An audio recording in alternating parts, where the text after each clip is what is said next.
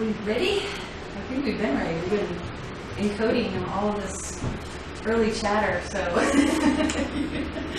but that's okay. So anyway, hi everybody, welcome to the 7th class. And I was going to say something, I totally lost it, which is per usual. My mind is almost here, so bear with me if I'm losing common words out of my head.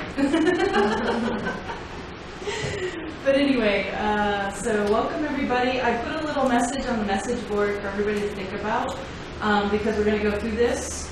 And the words conscience, the word wisdom, and the word morality. Just put in your mind what you think those words kind of mean, and think about that. Conscience. Conscience. Like I spell it conscience. Morality and wisdom.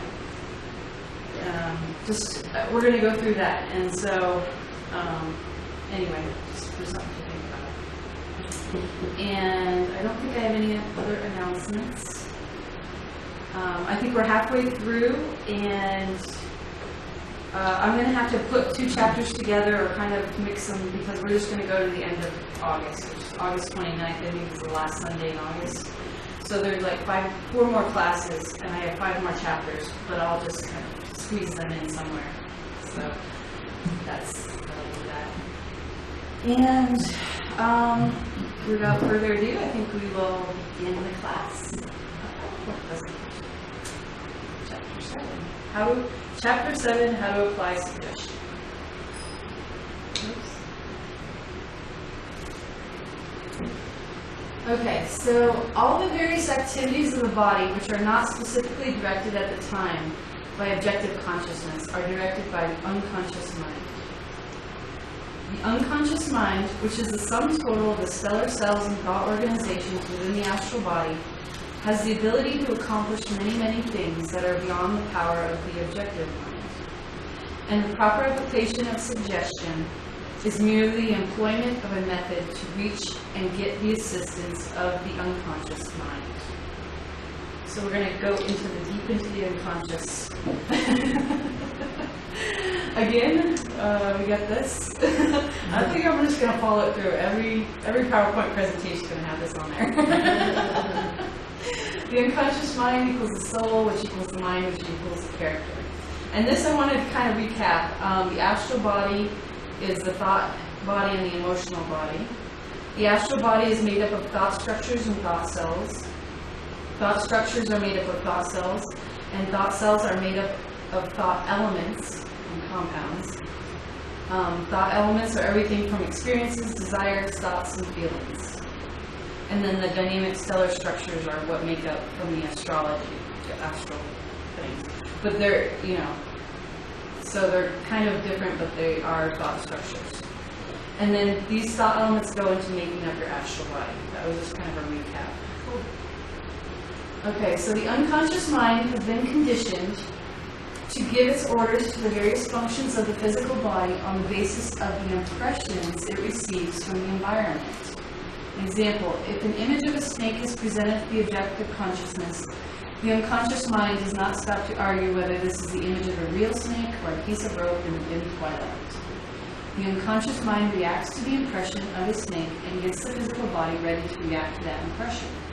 The person gives an involuntary start, jumps to one side, screams, stands frozen with terror, or merely smiles with pleasure. Even if it's a piece of rope that you see. So all of that is determined by what your conditioning is. Right, your past conditioning when you come upon a snake.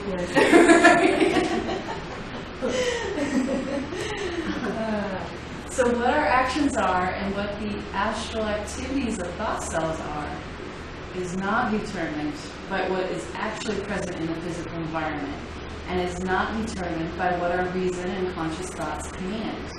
What our actions and the activities of the thought cells are is determined by 2 things. How the stellar cells have been conditioned in the past, which is what you just said, to act when a given stimulus or image was presented to them, and 2, what the stimulus or image is that does actually reach the stellar sites. So I guess then your reaction is different if all of a sudden you see a piece of rope, and then you say, oh, okay, so then your action changes because, yeah. So then you might. Right. Then you would be happy with joy. Okay, so the objective conscious mind has presented a variety of somewhat contradictory images to the unconscious mind.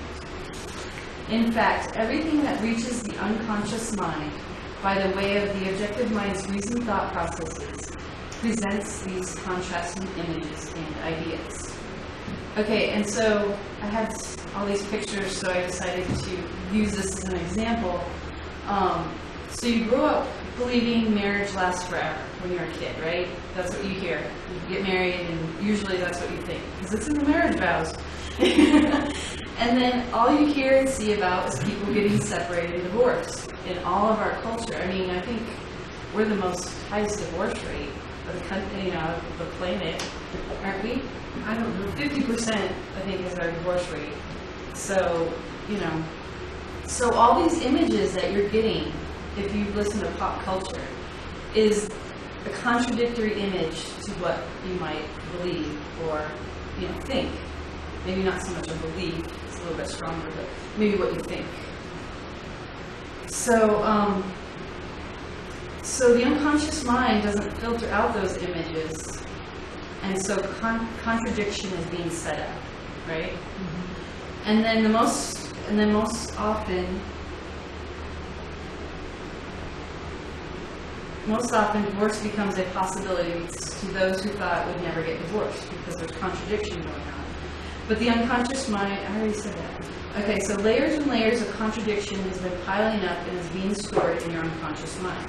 So that's just one example, but you can think of other examples in life of contradictory images against, your thoughts. And then over time, there's contradictory images, right? Right. Well, like one example might be if you're a child that's raised in a particular religion. Yeah. You're given a set of beliefs. Like, let's see, what's an example? That the code, the tenants, or the minister knows everything. Yeah. There you go. They're telling you what God's word is. Right. And as you grow older, you start observing that, well, gosh, maybe that's not always true. Maybe because you see some other minister over in another religion that has a whole different point of view. Right. So that's contradictions start piling up. Right. So does that mean there is no God? What does that really mean? Your mind starts going right in a lot of different directions. Right. And that's more in the religious area. But if you think of more mundane things, just everyday things, there's a lot of contradictions out there. Mm-hmm. But the thing is it's piling up in you. Right. And I started noticing contradictions, and we all have them. I think it's because of this planet. It is a dichotomous planet. It is what it is. It is the yin and yang. Uranus has individuality and, all that. And I think Earth is, yin and yang, and we're balancing it. So I think that's why contradiction comes so much into our lives. Mm-hmm. But anyway, so I think analyzing your thoughts and deciding to readjust those beliefs that you no longer believe, and this makes concrete what your new beliefs are, and so your unconscious mind can start attracting your new beliefs into your life. So if you if you keep saying something over and over again, it'll start attracting to you what you believe, right? So if you don't want that belief to enter in, then you got to change what that thought is. So on with it. This process of setting one image against another is not conducive to concentrating the desires of the thought cells all toward a single activity. Some pull in one way and some in another. A suggestion or image to which the objective consciousness pays no attention to may have a far greater power to enlist and use the desire energies of the thought cells and thought structures within the astral body. So a suggestion or image to which the objective consciousness pays no attention to. Okay, so the suggestion when your objective consciousness is not paying attention to it is easily assimilated into the astral body. If at the same time a large volume of emotional energy is associated with an image or an idea, it may easily build up a power which any objective consciousness reasoned out thought is unable to overthrow. Okay? This is symbolic of somebody being scared to talk to their boss. And these are kind of like the emotional image that you might build up. Yeah. And, or talk to a new, you're going to go interview for a new job. This is in your subconscious somewhere, but it might not, it might be fine, you know what I mean? Right. So the emotional energy adds to that. So, and then I wrote this, these are all kind of belief systems that have a large volume of emotion attached to them. Okay, so the suggestions during childhood. It is because early childhood experience lacks a proper critical appraisal of a situation or an idea, and no counter images are present to offset those images received by the unconscious mind, that suggestion plays such an important part in that period of early childhood. Oh, isn't that the truth? The feelings that are attached to beliefs, ideas, and learned behavior start to set in during childhood and adolescence, of course. The importance of a situation is easily exaggerated in children, and the emotions generated by the situation are out of all proportion to the real seriousness of the situation. This emotional energy, nevertheless, conditions the thought cell's organization, which is associated with that image so strongly. Often so strongly that other images received later in life are powerless to cause actions that go against the original desires in those thought cells, other than in the manner they were originally taught to release those powerful desires that were built into the thought cells. Hence why looking about what you were taught and conditioned to believe when you were a child, looking at it as an adult really is going to help you see why there's contradictions being set up in your life, why you can't attain success when maybe when you were a child you were taught you'll never be successful. Those types of things. Looking back into what you were, this is almost like programming. Right. Then you can start like pulling that out and then readjusting it and saying, no. Einstein said about common sense. Yeah. So the common sense was that set of biases acquired by age 18. Yeah, that's probably right. So what you think of as common sense is just all the things you learned growing up. There you go. Whether or not they have any basis in reality or nature or not. All right, we're going to kind of talk about that. Right, okay. We'll talk about morality and conscience and wisdom. We're going to kind of go into that. But yeah. But Oprah, you know what? Interesting. Oprah had a belief when she was a child growing up. She said she's believed this, it was part of her being. She didn't know where it came from or anything. But she always believed that she'd be successful. That there would be no barriers to her success. She just innately believed that, even though she said her father would never give her praise, never. It was just like a normal day. It didn't matter what awards she won, it didn't matter. And she just always believed she'd be successful. And that came to her, right? Mm-hmm. Interesting. So there are other emotional accompaniments to situations which are at times powerful enough to build complexes into the astral body.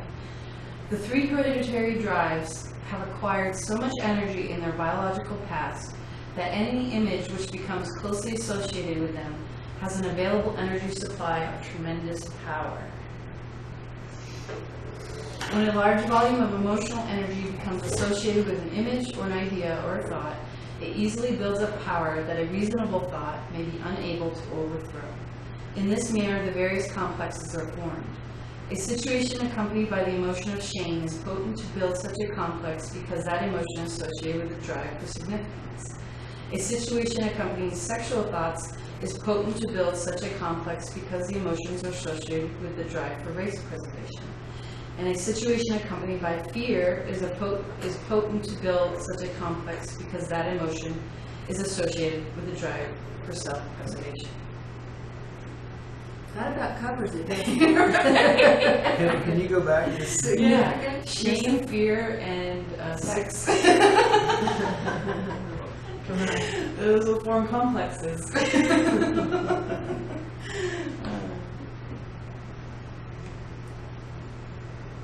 So, and then emotional energy is attached to those things, right? Oh my God. Fear, lots of emotion, shame, and to me, I'd go shame and guilt. I don't know. It's kind of the same, but anyway. Did you want me to? No, that's good. You're just reading. Thank you. All right. It should now be apparent that a suggestion is merely an idea, image, impression, thought, or feeling which through some avenue reaches the unconscious mind. Suggestion. The process by which an idea is brought to the mind through its connection or association with an idea already in the mind. And I think if we could say, brought to the objective mind through its connection or association with an idea already in the unconscious mind, that would be, kind of one and the same. And the inducing of an idea that is accepted or acted on readily and uncritically as in hypnosis. So that's just the definition. The unconscious mind may accept a suggestion depending on two things. Those images entering the unconscious mind at the time of the suggestion, and those images of an opposite tendency already in the unconscious mind. He goes on later to talk about that, and that's kind of like, if you say sweet, you think sour. If you say black, you might think white. He goes on later on and talks about that those contradictory images are kind of there. So, yeah. So if you have, I'm not sure. Okay, so the unconscious mind may accept a suggestion depending on the images that are coming into the unconscious with the suggestion, and then those images of an opposite tendency already in the unconscious mind. Okay, so as the mind can give its attention completely to only a very limited field at any one time, to the extent it is fully occupied by one thought, one image, or one sense impression, then are all the other thoughts, images, and sense impressions temporarily cut off. So, in other words, your attention can think of only one thing at a time. Like this picture of all those TVs, you can only look at one TV at a time. You can see all the peripheral, but really you can only focus on one thing at a time. So the attention focuses the energies of the mind in one direction. It is the function of the attention to give temporary dominance to that which is its object, one thing at a time. That is, the unconscious mind has been conditioned to divert energies so that all energy flows in the direction of the image held by the attention. Barb, I don't have to turn on this fan because I'm dying of heat stroke. Undo it. How do you? At the top. Oh, okay. Or point it towards you, I'm like dying. Yvette. Yeah? Here, I'll It's fix it. just point I'll it fix it towards for you, you. I got it. and then you'll get the benefit. There we go. We don't need it. Here, I'll fix it. Can't have heat stroke. So loud. When you had it real loud. Yeah, it interferes. Yeah, like a That's 2 why- would be fine. That's why I turned it down first. Yeah. Of course, there's the second I turned it down to 75, but you never know when that thing shuts off. So suggestions during childhood are still there. This fact that energy is directed by the attention shows the proper application of suggestion, but it plays an equally important role in the improper application of suggestion. Much of the old-time religion and much of the old-time parental training given to the young were based on fear. And shame. And shame, yeah, and guilt. Yeah. Be guilty for what you did. The emotion of fear is painful, and it conditions the thought cells with so much discord that they work energetically to attract into the life disaster. And these emotions release adrenaline into the bloodstream, as if an emergency were present requiring a complete mobilization of the body's forces for getting away from the painful condition. You know what? In Yeah. that, I'm sorry. No, go ahead. Back on that other slide, Okay. you talking about how much of the old time religion, I think that's, I'm not sure, but that is unique to, I think, countries or cultures that have fundamentalist religion. Like, Right. I don't think, not all cultures have the degree of shame and, No. Oh, absolutely not. and that No. that say people born with a fundamentalist type religion would have. Right. I totally agree with you there. And I think, like, it was the age of Pisces, right? So our Western culture that followed through, and it was more in the England, starting with that fundamentalist religious beliefs. I think it's uniquely American. I don't think Well, it some has. people say England? it came from- Try England. they're still going like this. Really? And it's more about teaching and Well- education and status than it is the religion side of it. Well, that would, You know I'm what I not mean? sure that would be consistent with what I've observed, but Well, this, I've heard people, people often refer to the Puritans that came from the Yeah. UK. they didn't stay in the UK. They came here. They right? brought that That's stuff what we here. did. Right. Yeah, they mostly, didn't stay in the Right. UK. It didn't take hold there. I think they Like do it- have fundamentals in the I'm UK. sure they do, but as the dominant influence of, at least when I've traveled, I've observed that they don't have the same hang-ups that a lot of Americans Oh, have. yeah, right. And then, of course, we're in today's world, too. Things have changed, right? Right. I think it's because we're going into the age of Aquarius. And the age of Pisces was all about belief systems and stuff. And I think they had to use fear because they had nothing else. Mhm. You have to believe. Why do you have to believe? I don't know. Well, what can we do to make people believe? All right, we'll get the fear of God in them. You know what I mean? It's Sure. almost like Hell. it's Right. Well, Well, if they didn't yeah, have, that if they didn't didn't have have like a- a yeah. consequence, then people would just be like, screw that. They had to come up with some kind of consequence, and you don't, until you die, you figure out what's going to go on in the afterlife. But anyway.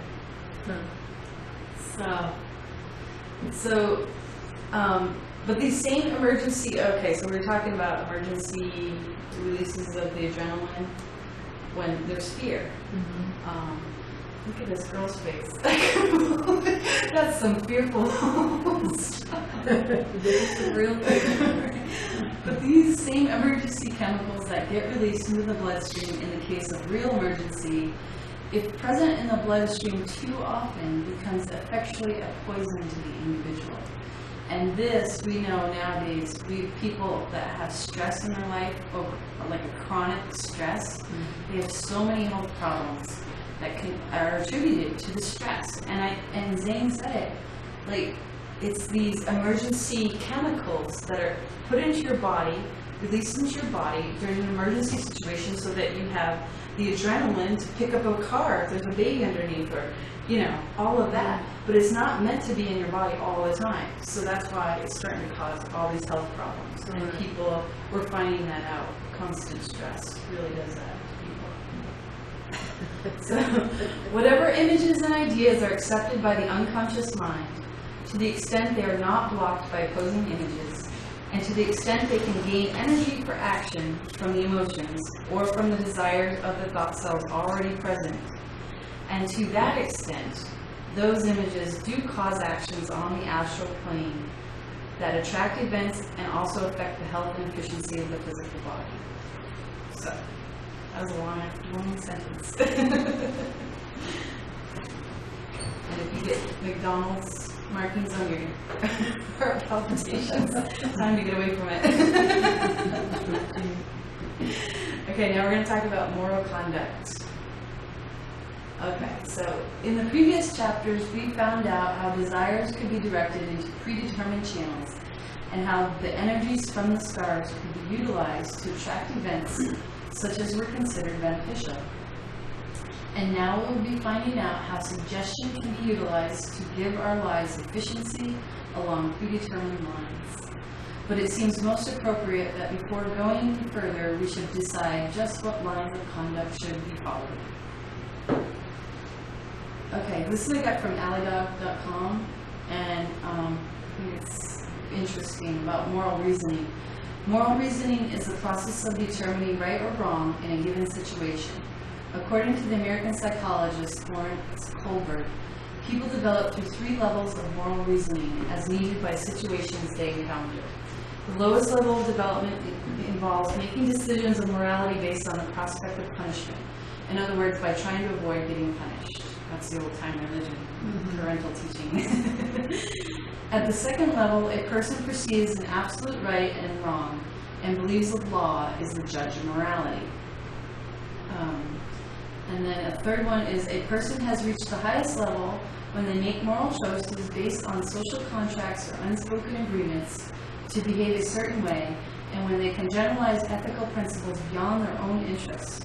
This is a more abstract type of reasoning, is not one based on simple ideas such as trying to avoid punishment. Now, Allie was here and we talked about this, and she said this one is kind of like the idea of abortion. In some people's minds, abortion is immoral, but it is legal. So that would be kind of in the third state.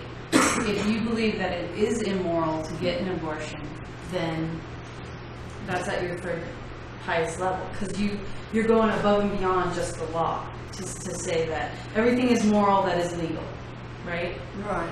So abortion is legal, but if you have a higher, your own beliefs of morals, then you don't just believe that. Am I making any sense? Yes, I think you are. Words together. I think about that though, because it was kind of what? Yeah. Oh, no, go ahead. I just want to talk to you. Oh, okay. I didn't know. Okay. You're just saying that a person, whether or not it is right or wrong, Right. you're not saying, No. you're just saying that No, it's not legal, but some people may make a personal choice to consider it immoral. Exactly. And they're going to level 3 in order to do that. Right. Because it is legal.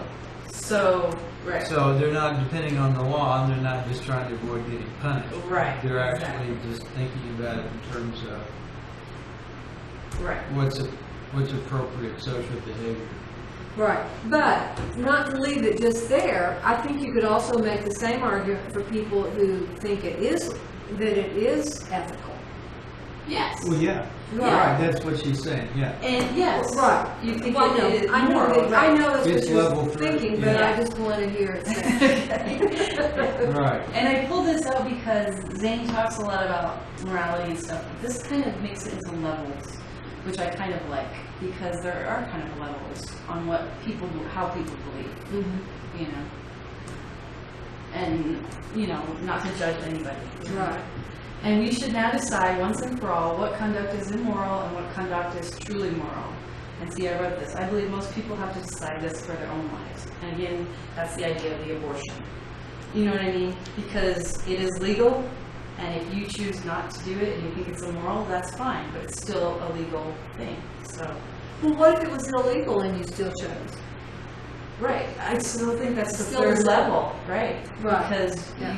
you believe it's moral or whatever. Right. So, there was a question I brought up in the beginning about wisdom, conscience, and morality. So here we're going to go into it, where Zane goes into it. He says, there is an old fallacy that if we but listen to our conscience, it will always tell us what is right and what is wrong. What conscience really tells us gives voice to the civilized desires. Did Zane say that? Yes. Okay. I don't know, do you agree with that? Which one did you use? Yeah, no, I What was, conscience really tells us gives voice to civilized desires. I think that might be true. I have to, Really? Well, civilized desires, I don't know what that means. Okay, we're going to talk about that. Right. But I have a problem with that.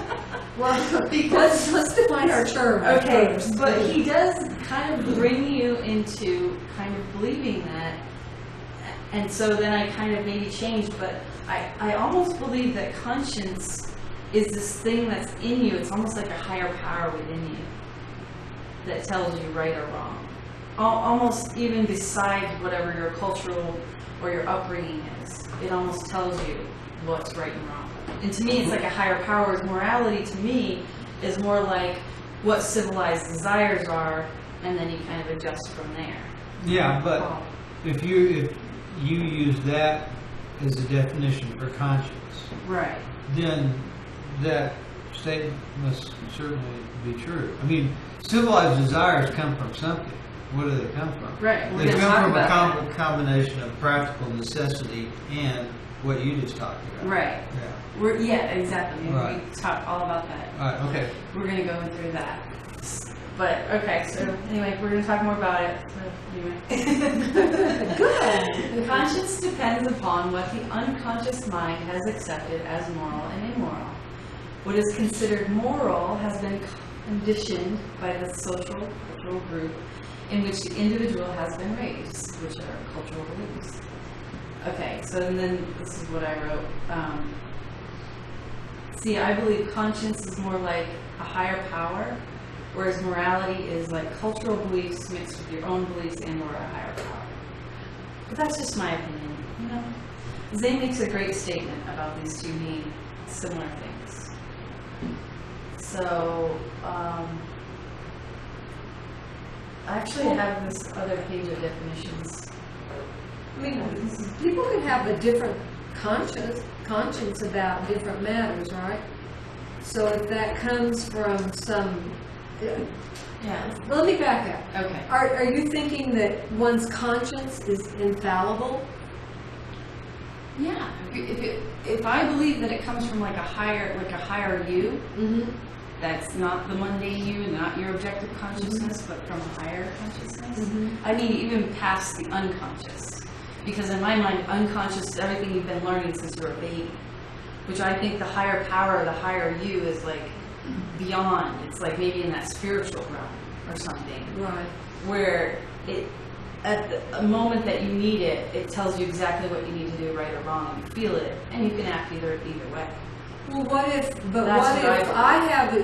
I get an entirely different impression from my conscience than you get? But that's fine. I'm not saying that it has to be for everybody. I'm saying that each person has their own higher power, and to me, that is what the conscience is. It's just to me. Okay. Zane kind of puts it together with morality. Okay.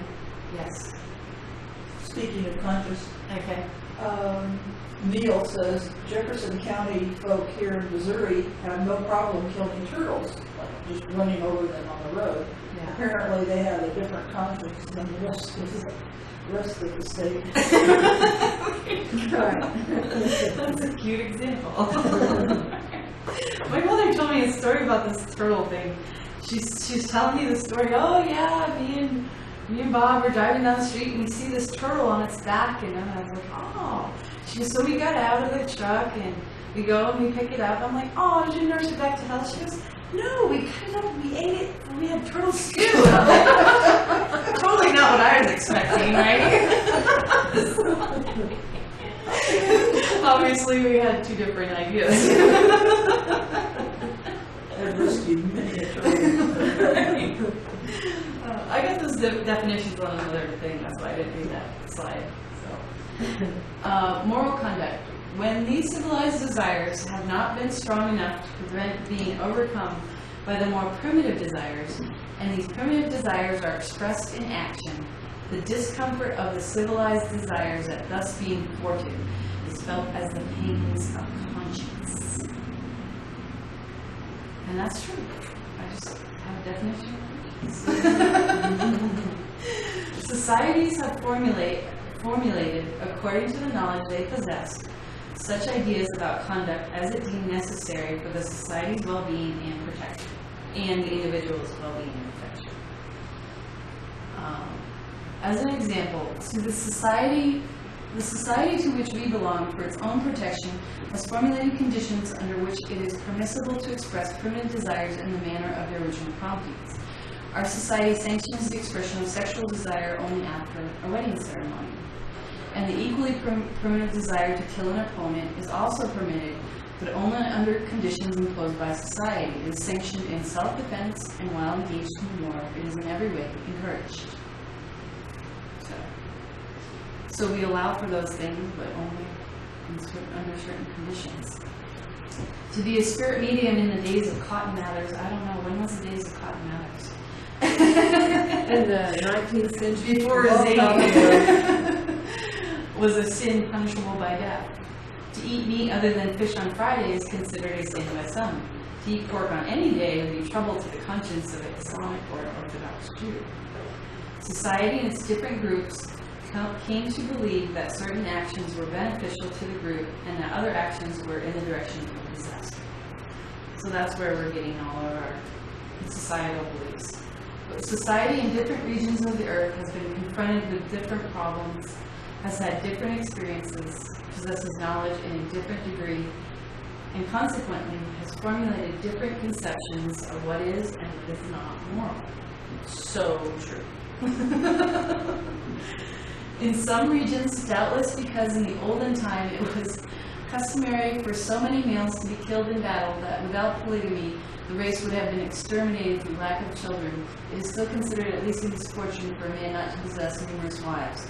Okay, I took anthropology in college, and it wasn't because of males being killed. I mean, maybe that was part of it, but there was a thing that we saw, like a movie we saw about that, and they interviewed the wives in the African societies, and they felt if they were married and their husband only had them, the one wife, they felt their husband was poor, so he had to have other wives. And the thing about it is the women liked the other wives because they helped with the children. You know, you have a built-in babysitter, you help, you have a bigger family, you know, and so actually, you know, it was beneficial to all. You have more children to help with your family because you're out looking for your food most of the time, you know, you're hunting and all of that. So it's actually beneficial for the society and the groups for you know, in this African society, it helps them to be polygamous, you know. In Tibet, where men are frequently away from home for long periods of time, a woman without several husbands is considered unfortunate. Okay, now this is also true, but it's not because of that. It's another video. Well, it could be. It could be because of that, and the slice of time that you witnessed was, that's how people had adapted to that custom. Yeah, it could have been. Right. I mean, it's really not even important, probably. Well, right, no, I'm just saying that these things are true, it's just the Yeah. reasons that he gives. Right. I think it's also because The cultural reasons are probably better anthropology understood. just developed basically in Yeah. the 20th century. Right. So it wasn't really even there. Right. So we've had a lot more experience with cultures since Zane's time. So I'm saying what he's saying is true. And actually this was fascinating in Tibet. We learned that women would take many husbands, often brothers of a family, because there was only so much land. They lived on like these really rocky, steep land, and there wasn't land to give to all the brothers to have children with. So they would have one wife would marry all the brothers in her family, and that way her children stayed in that family, and then they could give the land to them. And we saw a movie about this. And of course the brothers weren't very happy. And of course the oldest brother got, you know, when he wanted to be with his wife, he'd be with the wife. But the child that she had, it was all the brothers took care of it. Because, you know, they wouldn't know who was the father. And it didn't matter. Right? So, in Now, each... In your studies, did they talk about Muhammad introducing, and I don't know if this is true, polygamy into the Muslim way of life? I think it was actually opposite. Actually, polygamy was pretty prevalent in Jewish tradition. It's in the Bible, in the Old Testament. But for Muslims? Well, I think he was more about Because supposedly... monogamy. Or no, maybe not. Maybe not. Because the Islamic people believe in polygamy. To a certain extent. Right. I understood they did. I mean, I don't know for sure. But when we were in Egypt, we had our guide was a Coptic Christian, Yeah. and the Christians weren't, you know, a little bit oppressed, and there's not nearly as many. Most people in Egypt are Muslim. Right. But he claimed that, well, you know, after the 3rd century, for about 300 years, Christianity was actually the dominant religion in Egypt because it was, you know, it was on the Mediterranean, and so it adopted that new thing after the 3rd century. But then he said, but then, you know, Muhammad and the Muslims came along and offered the possibility of having multiple wives, and so all the men quit Christianity and went over and became Muslim. That was a joke. So, and I've always wondered, I wonder if there's any truth to that. Actually, I can't be sure. I have to look it up. But what I remember is that Muhammad actually introduced, well, not introduced, but had people believe that one wife. That's what I thought. But you're right, and they might have more than one. I would have to check into that because it's very interesting. Yeah. But you know, the Old Testament, the polygamy was totally fine. You know Right. what I mean? Yeah, that's right. I mean, right? King Solomon had. Right.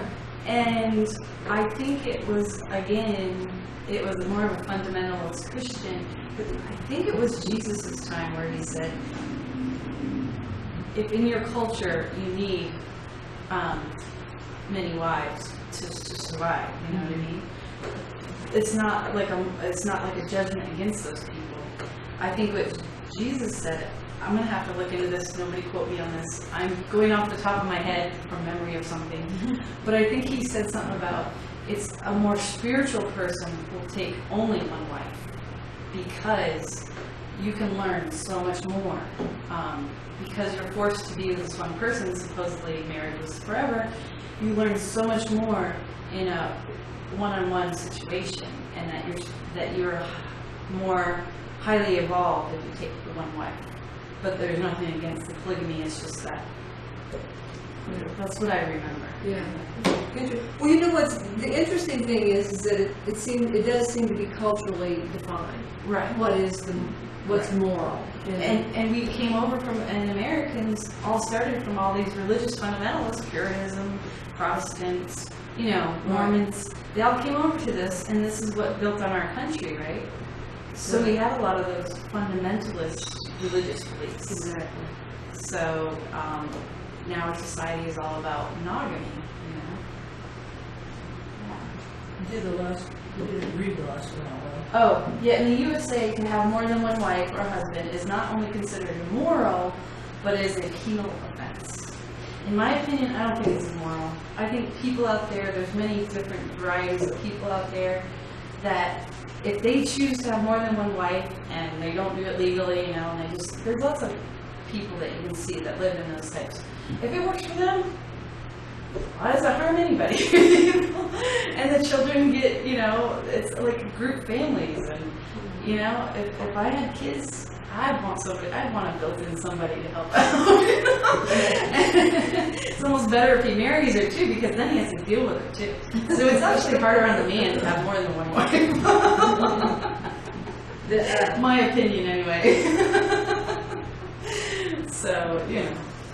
Well, you know, it depends on how oppressive that relationship is. Right. But to me, kids just seem like a lot to handle, because I've never had any, so I babysit all my nieces and nephews, though. I know what kids are about. Love them to death, but I love them when I can give them back to their parents. That's kind, Yeah. All right, so back to, okay, so because certain groups of peoples have come to consider certain actions as the cause of misfortunes that were in reality caused by other things, those actions are considered immoral, and the leaders punish drastically any who resort to these actions. Examples. Okay, this is a great example of misfortunes. There's stories that are coming out about in Africa, and I saw this on National Geographic too, that if there's a misfortune that happens in their group, or tribe, or society, they start pointing their finger at somebody and calls them a witch. And then they're gone. It's mostly, it used to be mostly these older women. and they would go send them to this other area that they'd go, and they were all called witches, you know. And now I just heard this report about they're thinking that these young boys are witches because of misfortune that are happening in their group or whatever. I mean, it's horrible, just, you know. But I think that's an example of this. And then the evil eye. Ooh, I found some good stuff about that. Look at, and there's a mosaic, and it looks Egyptian. That's an evil eye. You can see the bird eating it and stuff like that. The evil eye is a look that is superstitiously believed by many cultures to be able to cause injury or bad luck on the person at whom it is directed for reasons of envy or dislike. The term also refers to the power attributed to certain persons of inflicting injury or bad luck by such an envious or ill-wishing look. Mediterranean cultures and many other cultures like India, Turkey, Greece, Brazil, and Latin America all have the concept of the evil eye and its significance. The primary victims are thought to be babies and young children because they are so often praised and commented upon by strangers or by childless women. The idea that the term denotes causes many cultures to pursue protective measures against it. These are amulets for protective measures. I think this is a thing in Turkey. And those are against, but back to what Zane was talking about, there was something I read that says that you're not supposed to look children in the eye, you know, strangers and people in certain countries. It's like considered immoral. Again, this is a cultural belief to protect the society because they all believe in this evil eye that you can put a curse on your child. That's why they have that law, you know, that rule. So all rules that happen in different cultures, they started from something, right? And now it's like superstition or this or that. Well, we don't know. People believe in it. It's real to them. It might be superstitious to us, but it's real to them, you know? So we just have to obey other cultures' laws when we go to their other cultures, you know? So thus must it be apparent that what is considered moral in a particular locality depends entirely upon what it is there that is believed to be in the interest of the welfare of that society. To protect the society from injury, that cultural group formulated such beliefs into a code of morals. As a group is composed of individuals, anything considered detrimental to the individual, unless it was at the same time beneficial to the group, was also considered immoral. That is, those actions are truly moral, which benefit society, and those actions are truly immoral, which harm society. And the code of conduct recognized as moral by any people is truly moral or lacks in true morality to the extent it really benefits or harms that society or people. Now we're going to talk about wisdom and morality are the same thing. A people can approach true morality only insofar as they have correct knowledge as to which actions are beneficial to the group and which are detrimental. True morality, therefore, like the best religion, must rest upon as much inclusive knowledge as possible.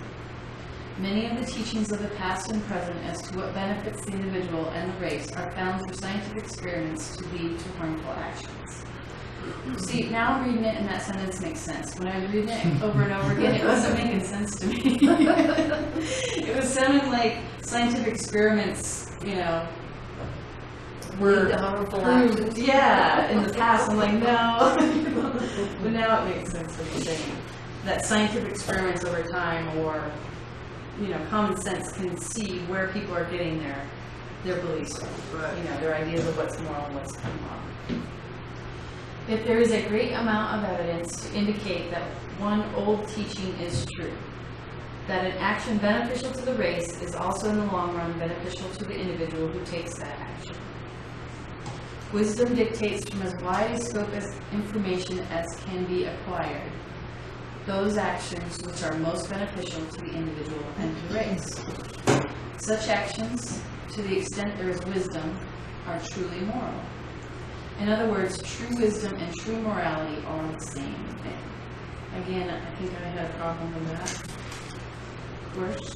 Well, what is wisdom? Yeah, what is wisdom? Oh, we're going to define it. I have Next slide.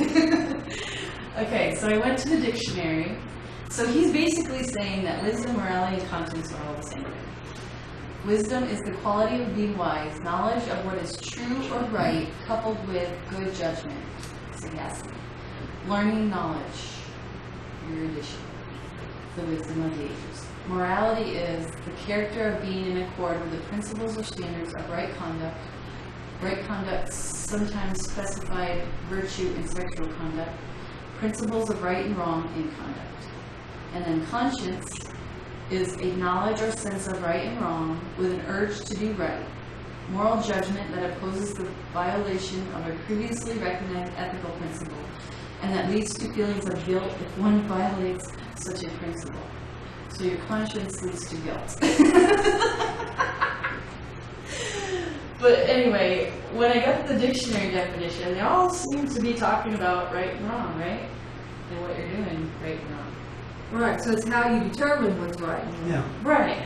But maybe they are all the same. I don't know. Well, there's slight variations of it. I mean, you know, the point here about wisdom and morality is that true morality only comes through wisdom. Yeah, I would say so. It doesn't come through following some silly precept of your culture. Right. And conscience is a tricky thing because it has a certain connotation in everyday use.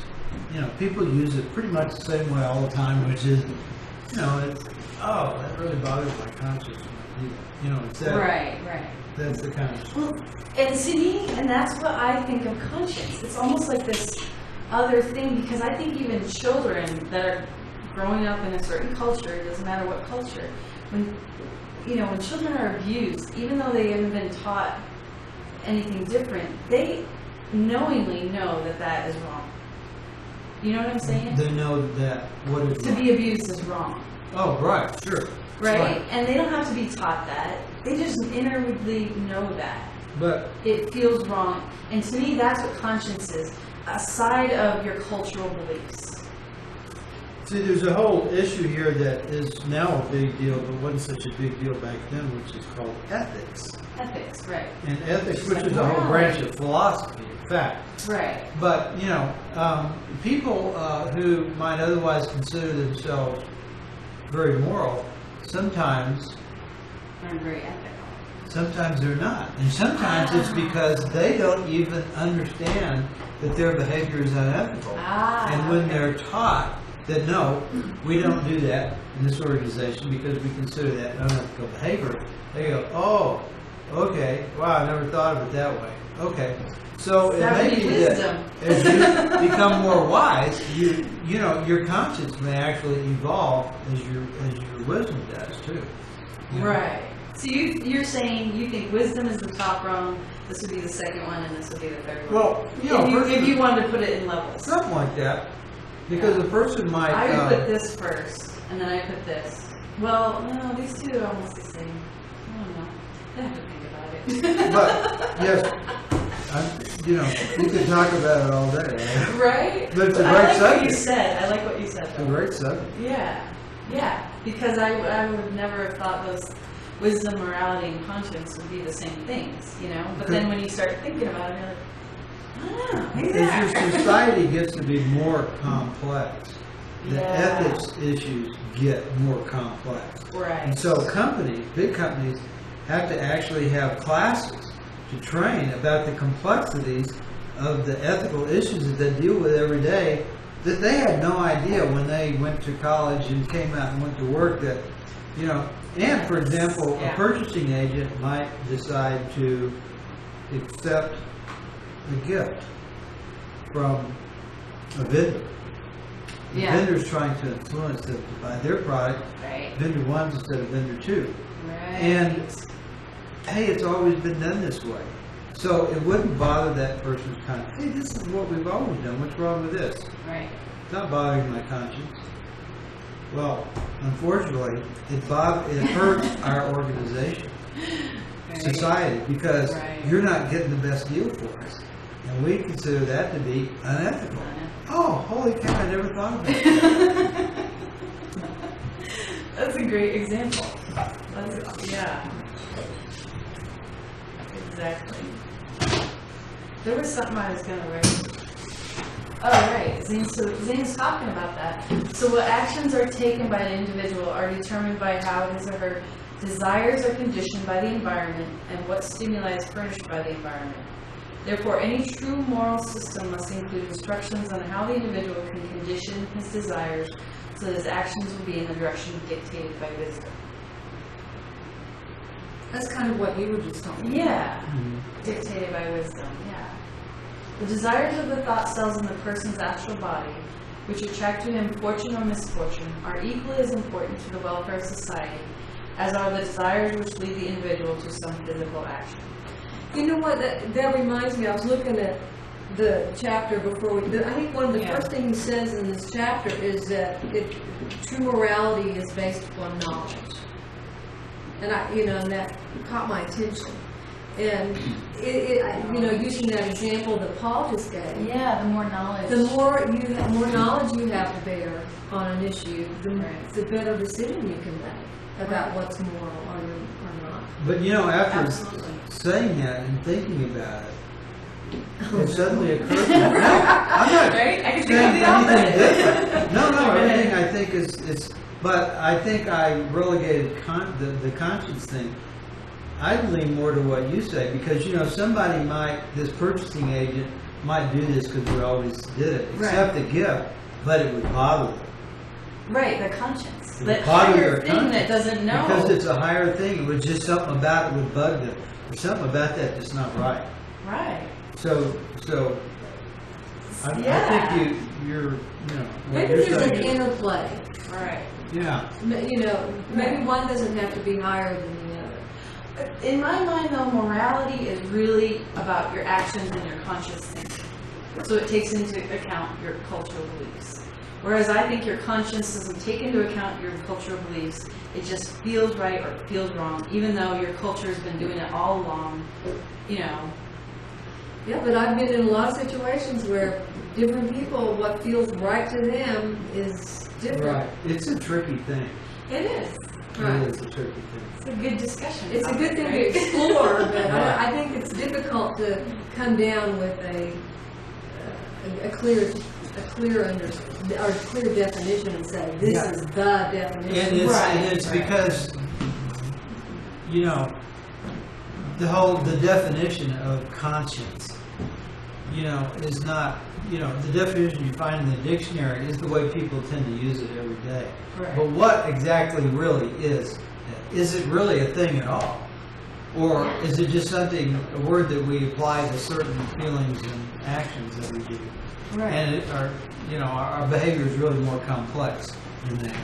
Yeah. Or is it possible to really get a good definition and it works, through these interplays of all these factors? Right. We really don't have a good definition of it. You're offering a definition which, makes, Very has some similar to sense to it. Zane. Right. Zane is exactly. saying all those three things are the same. Right, yeah. Yeah, exactly. And I think we do that with a lot of things. And it never comes up until we do these classes, right? So what Zane's saying is a person's value to society is often influenced as much by what happens to them in the way of opportunities or obstacles, good luck or disasters, as by the actions they take. An example, if a person starts a venture capital, which when it fails drags down most of the members of its community, then society becomes hampered. If the person undertakes some work which is in the success adds greatly to the welfare of others, then that is in the direction of morality. See, again, I don't know. Just make sure it's not a corporation out for greedy and put smaller businesses out of business, which is not very moral. So I think that's an example that you were kind of talking about, where ethics and morals. Right. Zane is basically saying, if you want to have a business and it's your desires, then that's good for society because it's going to help people. But if what's happening bad to you, the business fails, and then you put a lot of other people out of work, then that's bad for society. But like I said, but in today's world, because we are more complex, somebody opening a business is fine, but if it's in a corporation And just because you say, well, I'm in this corporation, just because it's putting all those smaller businesses out of business, it's not my fault. I have a better product and everybody wants my product. Well, Right. that's not so true, is it? There's Well, ethics involved. There's It's other things very going on. complex. It For is. example, see, people used to, there was this whole thing against Walmart, because Yeah. Walmart was putting all the smaller things out. Right. But then when the recession came, there was actually a change in thinking about Walmart. Really? Yes. For one thing, because a wealthier group of people started going to Walmart. Hey, the ones who used to bitch about it were now going there. Oh, look at all this stuff I can buy. And you started reading editorials of things that said, well, you know what? They offer the best price for people. And all these people who were saying that I don't shop at Walmart and they, ruin other people, these small businesses, and they're just going up everywhere. Actually, that was a lot true, and Walmart actually got a lot of bad publicity, and they started thinking about that. Well, good. And they started treating their employees better. But the other thing is, it kind of changed with the recession. Everybody said, you know what? We've been, it was a lot of wealthier people who were putting down Walmart. It wasn't poor people, because that was a place they could go and they could get a lot of bang for their buck. Yeah. They like Walmart. Don't tell them about putting these other places out of business. They're getting a better deal from Walmart. It's very complex. Right. But then the other side of that is that one of the things that you hear about Walmart is that they exploit. Yes. Oh, they exploit in their order to suppliers. have their suppliers, Yes. right? So then, Exactly. so Really? then Get there's the lower- another get the lower price. complication, right? Yeah. Right. Right. Still, it's complex. Here's what the Webster's Collegiate Dictionary 5th edition says about conscience. Its Okay. first definition is sharing knowledge. Huh? Conscience? That's Is what- sharing knowledge? Sharing knowledge. Conscience. That's to have knowledge with. Yeah. About. Oh. So that's interesting. Yeah. Zane uses the most interesting words if you go look them up. Yeah. To me, that would be discussion, because we're sharing knowledge. But but you're right. If you look at the word, if you go back to the word part of it, then that would make sense, right? Right. Yeah. So it's a word that's evolved over time. Right. And I think the way we commonly use it is kind of lost. Geppetto and Pinocchio. It's become more. What do you call it? More mundane. Right. It's more mundane. Yeah. Right. Because it probably started out in Greek philosophy, Having very right? specific. Where did you see that? Greek philosophy. Use conscience. Anyway, all right. Oh. Back to our PowerPoint presentation. To lead a truly moral life, knowledge must be at hand, such as astrology affords, as to the most valuable thing an individual can do, and also how through conditioning the thought cells in one's astral body and taking advantages of planetary energies afforded by progressed aspects, one can thus live to one's maximum usefulness. Again, if you didn't get it all along, what he was talking about this astrology was, if you can look at your astrology and you can find out basically what is attracted into your life, and you can change that so you can have a better fortune, that ultimately that benefits your society in general, so that you're living to a higher moral. So he's tying in astrology with morality, but you know what I mean? So that's what he's talking about with the thought cells and stuff like It's that. interesting, your zodiac, Isn't that picture awesome? but they're running backwards. Oh, Pisces, Aries, yeah, you're right. It could be flipped. Right. You could have just, flipped the Right.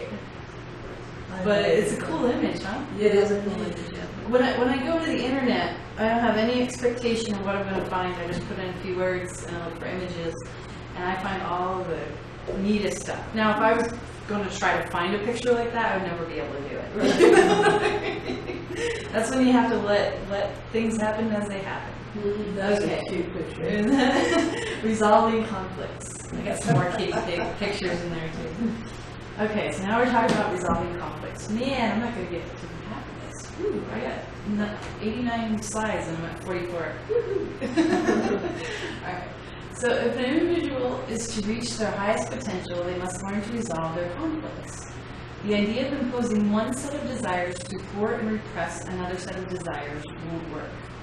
A person must learn how to reconcile the various desires within, so the desires will pull together on both the astral and physical planes. Yet for thousands of years, so-called moral education, as well as the education of children by their parents and teachers, has followed the method of creating conflicts, one set of desires pulling vigorously against another. Now, I have a problem with him saying thousands of years. I'm like, what? Because like you said, Vicky, in other cultures, you're not seeing the same type of education system that we saw in industrial Western society. You know what I mean? Mm-hmm. It seemed like that harsh type of fear, the fear of God in you and that type of thing was more of industrial society's thing. You know, it doesn't seem like it's all over every culture, you know what I mean? Well, yeah, but I think what the point he's just trying to make here is that that's how moral education has been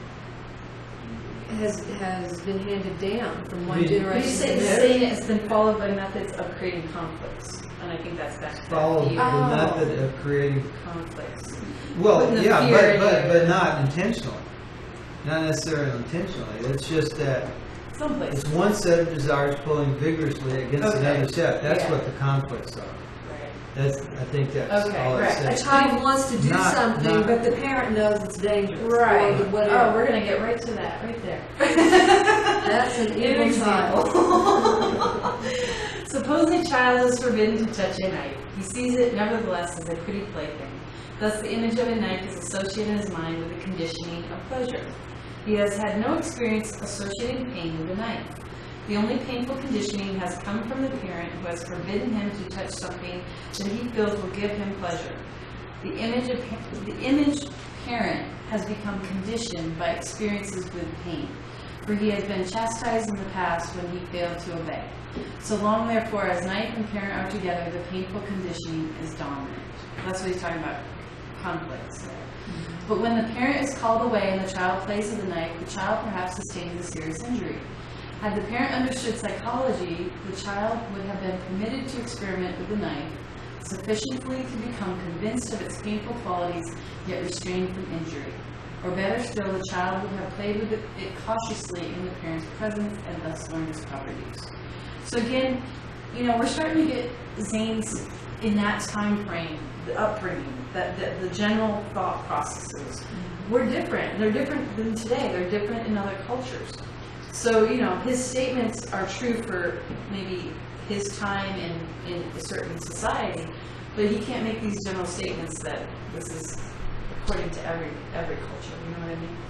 A lot of other cultures teach children how to do things properly, exactly like this. They teach them knives, they teach them how to sharpen, how to use it. All cultures have their strengths and weaknesses. Right. And it's their true. weaknesses Absolutely. can sometimes, you know, be a lot worse than their strengths, and vice versa.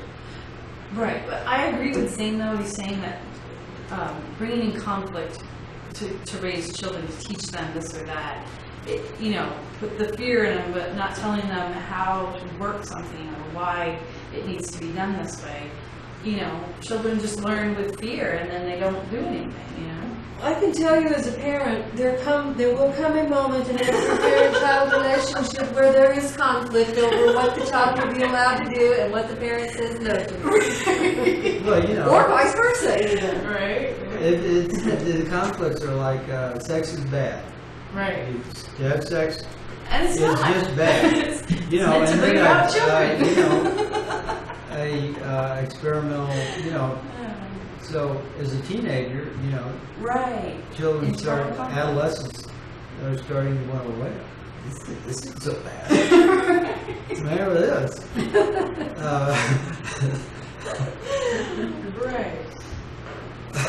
Right, exactly.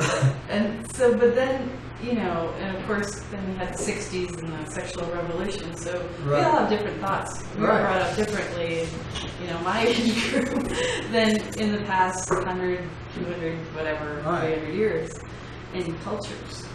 So yeah, but that created conflicts, Mhm. right? And Right. those are the types of things you're talking about, right? Exactly. Or manipulation.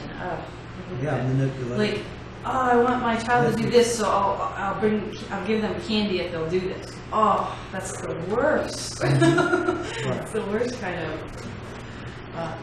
So why is it that many children, in spite of a deep sense of duty, grow up with a feeling of resentment towards their parents? They have forced the child to do this and not do that until the image of pain and repulsion arising from disappointment should realize 1,000 little desires that's indissolubly associated with the parent. Why does everyone like to hear a story in which a policeman is discomfited? Because each person looks upon a policeman as a bar to the realization of certain desires. I love this. All of us more or less detest policemen. And I'm like, no way. Right? But I find it interesting that even in Zane's time, he had that general belief that most people, more or less, detest policemen. And he says, but the stronger desires that the policemen have frustrated, the greater his dislike. Not because policemen are bad, but because they are more directly associated in our minds with non-realized desires than they are with the laws which they enforce. Okay, and the only reason I kept that in because I thought it was interesting that you can see that's what Zane's general belief is, but we can't say that all people detest policemen. You know what I mean? You can't make that blanket statement. I think that. Well, no, I think, but it's just, you just take it with a grain of salt. I think Right. all people think about. I've found myself many times. You think about the police in benefic terms. Yes. Exactly. One day, and the next day, it's different. Depends on what you want to do and where if I'm speeding down the freeway, And you get stopped. I'm on the alert. Is there one of those nasty evil guys out there but why that's you waiting to charge me money for But you're not mad violating? at it. But it's not that you hate policemen. No. You want them to do their job No, when it benefits you, right? Right, but I do have an emotional feeling Well, about it. I'd say Yeah. that's too strong a statement. I Yeah. agree. I was going to take it out too, but the only reason I left it in was because I think that shows Zane's personality and his beliefs are in these books. I mean, you can't, I think he has a lot of great information and you can't separate, but his beliefs are in there. You know what I mean? He is a person. He is not infallible. Oh, well, no. Oh, no. You know what I Gosh, mean? no. He's So not his infallible beliefs at are all. mixed in Well, with his writings. Yes, and that's true of all people. Right. They're called the culture that they're brought up in. They can never quite, whether it's Buddha, there were certain aspects of this culture that he Right. could never get away from. Right. And the same is true for all people. Yeah. Go ahead, Barbara. Neil says even the most upright people have a certain dislike or distrust of the police today. Lots of personal experiences with this. I would agree with that. Yeah, Neil is a. And was Neil a is, policeman. and Neil, Right. and we all like Neil. So- But the thing is, I think what it is transference, and that's a psychological term. People are transferring their inability to fulfill their desires. This is Their what Zane is frustration. called. Yeah, that's Yes. exactly what he's Frustrations, saying. and Right. they put it onto another person. It's Right. an authority figure, a leadership type figure, Right. and they'll put it onto that. And police are generally what we see in our society as an authoritative figure. Right, and Right. they're all over the place, so you see them Right. every day. Exactly. More so than. Right. And I Especially think 100 days of summer. Right. And I think we all would like police because they actually do something in our society very, very helpful. But we don't like the abuse of police. We don't like policemen that, individual policemen that abuse their power and make really bad judgments and do very bad things. But we don't say that of all the police, right? No, but you do. I do observe police abusing their power. I've seen police actually almost cause an accident. This is just a few weeks ago. Yeah. A policeman almost caused an accident he just suddenly decided he wanted to go somewhere else, and he faster than everybody Right. else. He put his siren on. He took off. He passed everybody, and then he slowed down. Right. Right. Oh, I Well, see. I see him do all that's that. an abuse of power. Sure. Well, I don't like that. Right. That's a mild abuse of power. Well, no, but there are a lot of things that go on. Right. And then, yeah, I'm talking about human there's rights. an and- attitude. yeah. Exactly. Right. Exactly. Anyway. Oh dear, you're not going to get through your slides. I know. That's all right, though. All right. So the race has been taught its morals in much the same manner that children are taught by ignorant parents and teachers. You can see what he thought these were his parents. I'm just kidding. Some book called sacred or some priest, medicine man, or preacher has assumed to interpret the will of deity. It has been taught that if certain primitive desires are permitted to express in action, that the deific parent will become violently angry and mete out severe punishment. Commandments have thus been imposed by a divine being who will take summary vengeance upon all who break them. Certainly in the Judeo-Christian tradition, Yeah. that's definitely Right. true. Right, the fire and the brimstone. Yeah. In the puritanical society from which we belong. Yeah, and the one thing though that I remember though, the Old Testament, they write about God being the vengeful, I will come down in fury, and yet you read the New Testament with Jesus, and he gave only 2 commandments: the golden rule, and to love God with all your heart. Right. Simple and Right. easy, and not that God is vengeful, and because I can't believe in that type of thing. You know what I mean? The Old Testament type of belief that. You know what I mean? No, but it translated into Christianity. Which It does- did, and that, the because parents- that's a Judeo-Christian. I mean, it was part of. That's why the Bible is the 2 of them are together. Right. I mean, it's a string of things. But Jesus was, kind of above all that.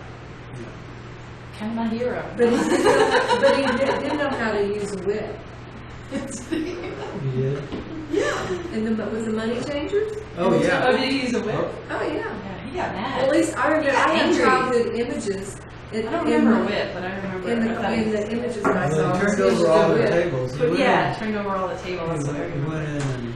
He I got mean, he was a angry. reformer. I mean, that's what he was. He was a reformer, Right. and he was a Jewish reformer. Right. And there were all these bad things that were being done in the temple. And Yeah, and he got angry with her. So anger is good sometimes, right? Jews constructed. It's human. It is human. It is. Thus is built up the desire not to refrain from sin, but to escape the punishment imposed by the heavenly parent. I think that was in that moral, that 3 levels. That's the first one. Just you'll do something just to not have a punishment, right? It's the first level. Right, first level. Such a system of morals sets one group of desires in deadly conflict with another group of desires.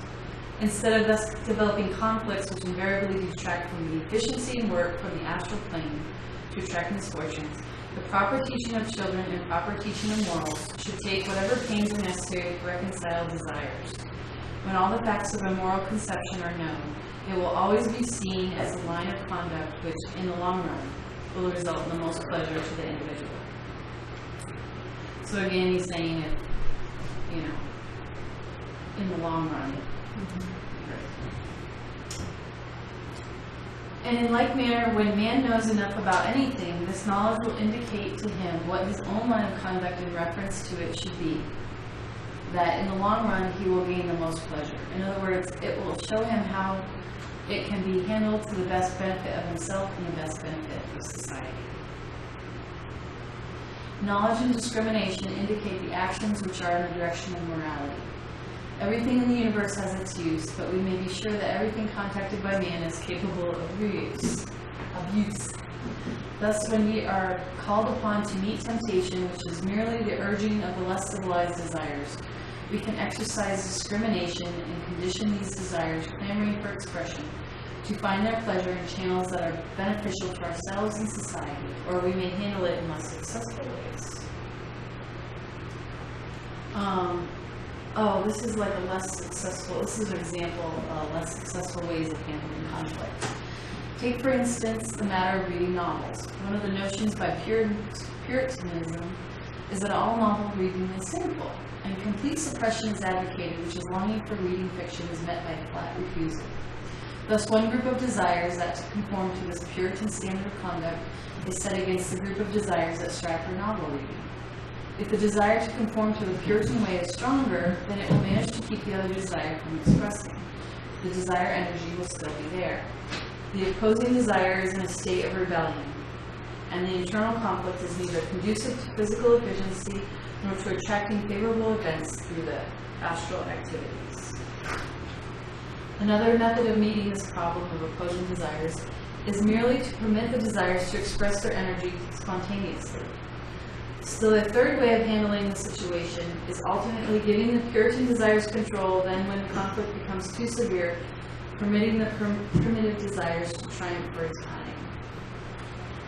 But this is like a back and forth way of doing it, and that's always, then your willpower is like, I want to do this, but then I sometimes do this. Then your willpower starts fluctuating, you know? So that's not a good way to do it. Thus, there would be indiscriminate reading for a time, dissipation would be followed by remorse and guilt, which is not good. But the painful conditioning energy of remorse and guilt will be added to the discords and the conflict of opposing desires already in progress. So then you're going to add in guilt and remorse, add it into the conflict of what should I do. So remorse and guilt is simply an added volume of discordant energy. So now you're adding energy to this whole problem, fed into the image of the action causing it, and thus making it repetition so much more certain. And then you start forming pathways and patterns, which is a bad pattern. Do something, feel guilty. Do something again, feel guilty. I once had a boyfriend and lived his whole life like that. And I'm like, but you keep doing it, and it was a pattern he set up, and then you feel guilty. It was just what he knew. It's just how he knew how to live. And I'm like, okay. Not for me. Right? The fourth incorrect way of meeting this situation is to learn all the facts regarding both the good and the evil of novel reading. Of course, he picks a mundane thing, right? Something we can all go, oh, that's a ridiculous, rule. When the full details are understood, it will be recognized that certain kinds of fiction stimulate undesirable qualities, while other kinds of fiction cultivate the higher impulses. Add to the ability to use language, impart valuable knowledge, and conduce to helpful pleasures. Thus will it be recognized that some fiction reading is beneficial and other fiction reading is detrimental. I can think of an example like in the Amish community where they continue to live the way they live and believe. And what they do with kids at 16, have you heard of this? It's called Ramshana, something like that. At 16 years old, all kids are allowed to go out into the world and do whatever the hell they want. There was this documentary on it. It's called The Devil's Playground. Very great documentary. It follows 3 different kids, and they can go for as long as they want. And some of these kids went out. They got apartments. They drank beer. They had parties. Some kids got into drugs, and what happens is they're allowed to do all that, but when they decide, and usually it's a couple of years, maybe if they're 18, 19, 20, they all of a sudden they decide whether they want to live in the Amish community or in the real world, and then they make their decision. And if they decide to go to the Amish, then they give up all that. But they give them the outlet to see the world and to explore all of that. Right. To get information Exactly, about it. which is a great thing because, kids gotta learn that. Mm-hmm. And then you gotta know, and they say I think it's 80% of Amish come back to the Amish community. Only 20% go away. And then the family is not allowed, once the kid has made a decision, and they can go years, and it doesn't matter, they let them come back home and live for a little and then go back out. And but once that child makes that decision, the family can no longer see that child anymore. They have no more contact with them. Once they make a decision not to join the community. Not to join it, right. But Right. for years they can go out and live in the Sure, world yeah. and do whatever they want. And so that's an interesting method of getting all these internal conflicts, because if you have, maybe they know suppression doesn't work all the time. You have to know what else is out there.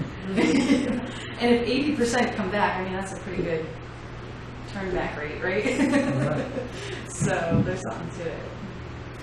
Okay, so 4 ways of meeting temptations. Remember those those posters. The art of seduction.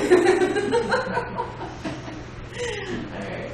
So I use the attitude toward novel reading merely to illustrate the ways in which any temptation, whatever it may be, can be met. So there's 4 methods. The desire may be suppressed by blocking it with stronger desires. Desire may be gratified. Desire may be alternately gratified and suppressed. And then information about it can be collected and analyzed, and discrimination used to determine the line of conduct which alone is moral for the individual.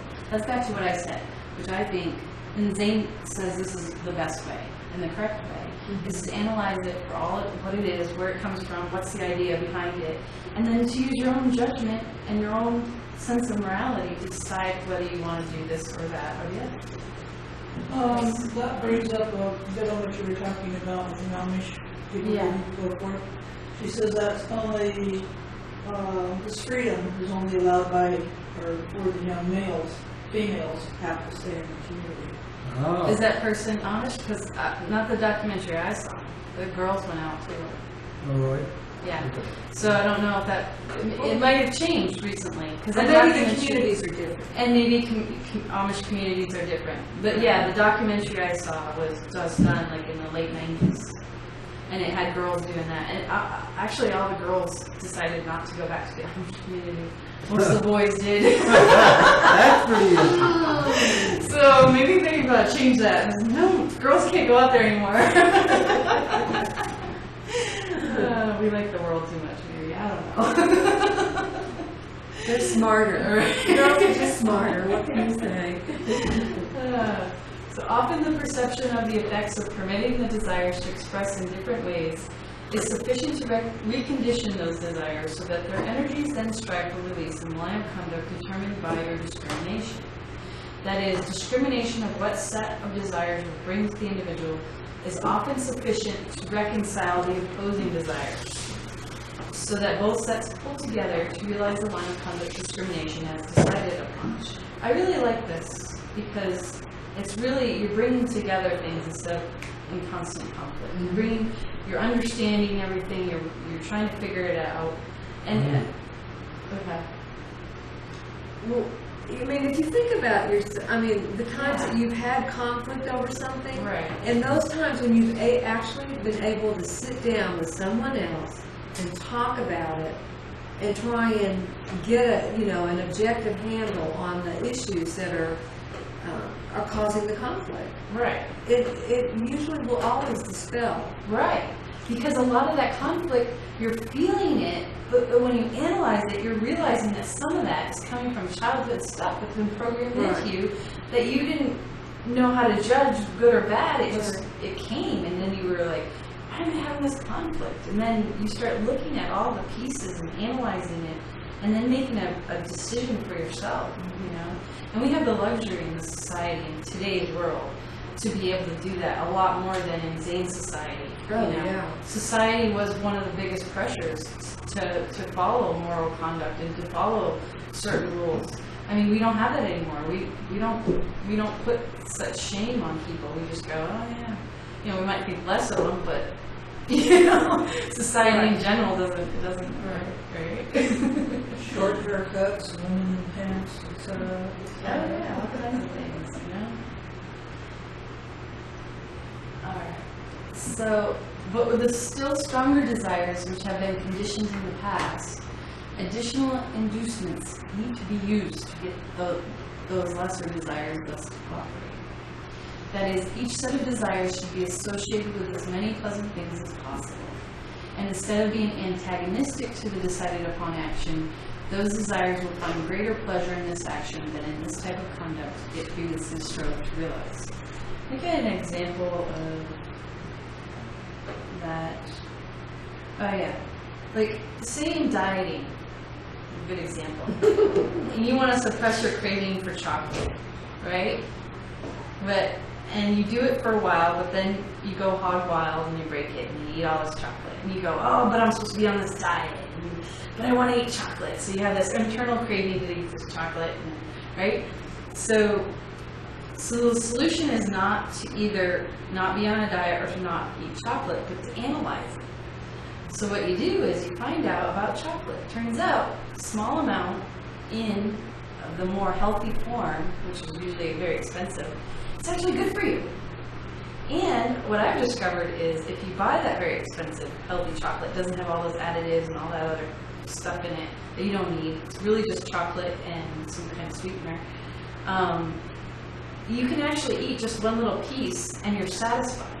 You don't even want anything anymore. You don't want any more sugar. So you can stay on your diet, you can eat something healthy, and you know what I mean? And you can resolve that conflict within you know? And that's in analyzing it and looking at it and looking at all the things. That's one of the ways you can do it. And I like that because then it's not two things pushing against each other. No, it's a great way. Right? But also gets you in touch with the fact that maybe it's not just a physical craving. There may be an emotional component. It's Yeah. not, and that's a In little my more case, though, difficult. yeah, but I think because I realized that one little piece of chocolate satisfied that, I mean, I don't think it was emotional, right? That was physical. I was Right. thinking it's even more information Exactly. about yourself. That if Exactly. that's not working for you, it can give you the information that maybe I have some sort of emotional issue around this that's worthy of looking at. That's right, and then you have to look at all that. Right. And yeah, absolutely. So when two previously opposing sets of desires in this manner have been reconditioned so that they both find greater pleasure in expressing through the channels determined by discrimination, they no longer strive against each other. The new avenue of expression, which is acceptable to both, is a compromise on their differences. Their old antagonism is forgotten in their mutual effort to realize a new and more pleasing line of conduct. Okay, that's just what I was. This matter of conflicts and how they can be reconciled is a necessary prelude to any comprehensive study of the proper method of applying suggestion. Suggestions and affirmations, which are a type of suggestion to be discussed in detail later, are images or ideas to which the attention of the unconscious mind is drawn. Such an image constitutes the direction in which action will be taken unless other images interpose sufficiently to draw the attention to it. If such other images are more powerful, they will attract attention to themselves and the action will be in the direction of their desires. Thus, if the suggestion is to be effective, it must not be opposed by nor brought into conflict with thought groups which afford a contrary auto-suggestion. That's a great. That's a worthy image. Attention gives tremendous temporary energy to a desire. I thought that picture is perfect for that. I'd say she's focused. Right? Tremendous energy. The desires of the thought cells and thought organizations within the astral body are the source of both the physical and the astral activities of man. To the extent the desires are energetic, do they attract the attention of the unconscious mind.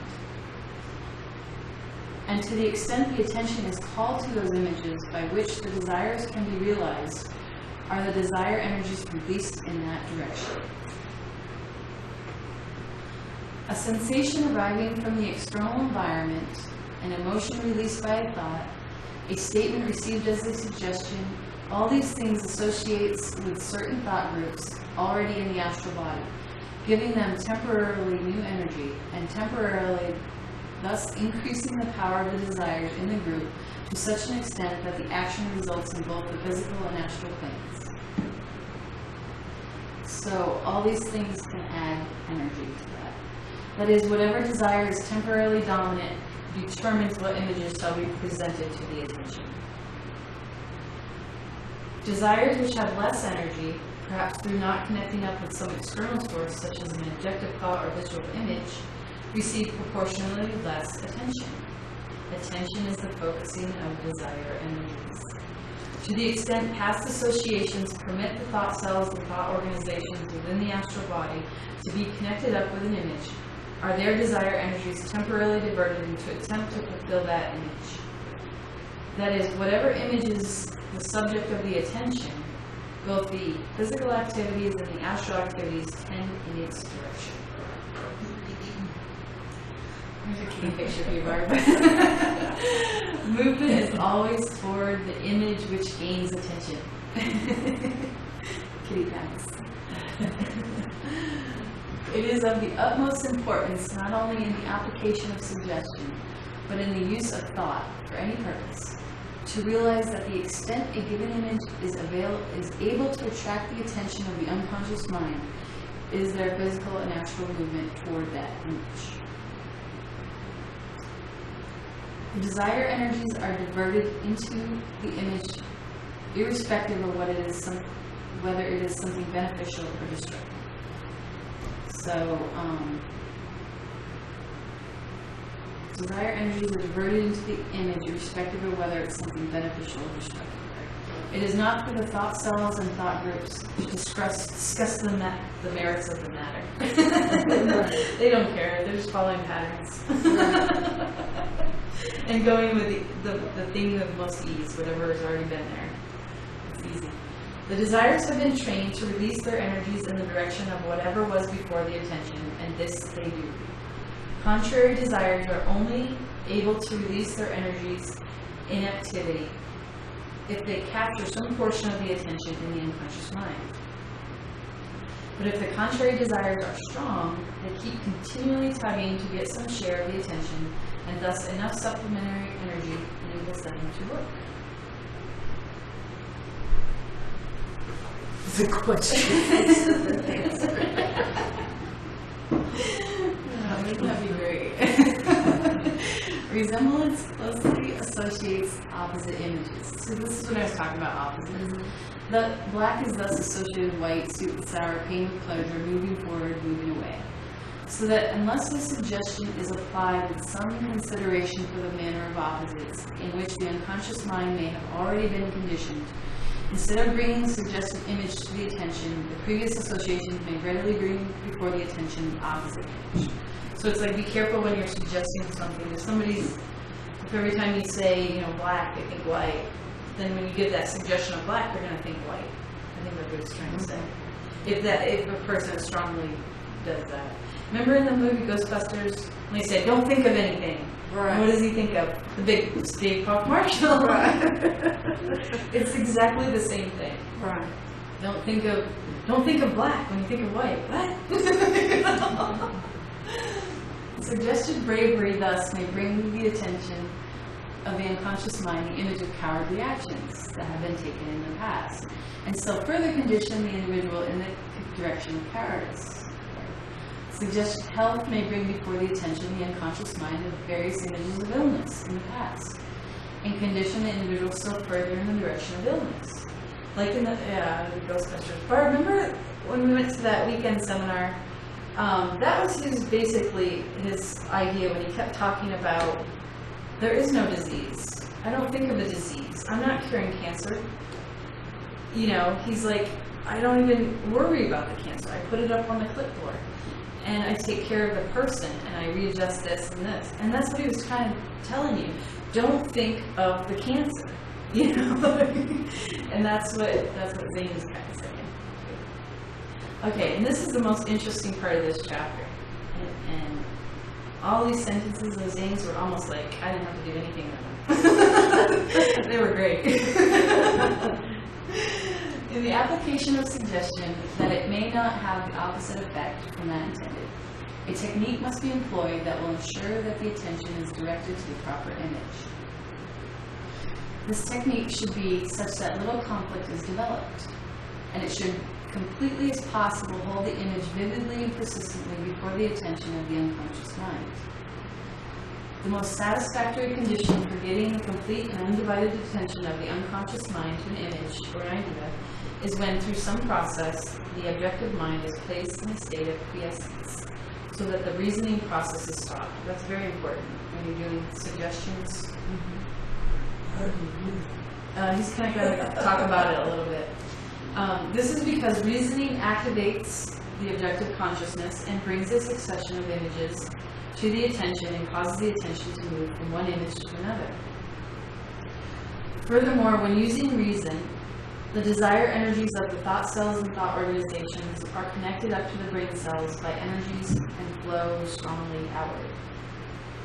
This outward flowing of the energies is unfavorable for permitting any image to vividly impress itself upon the attention.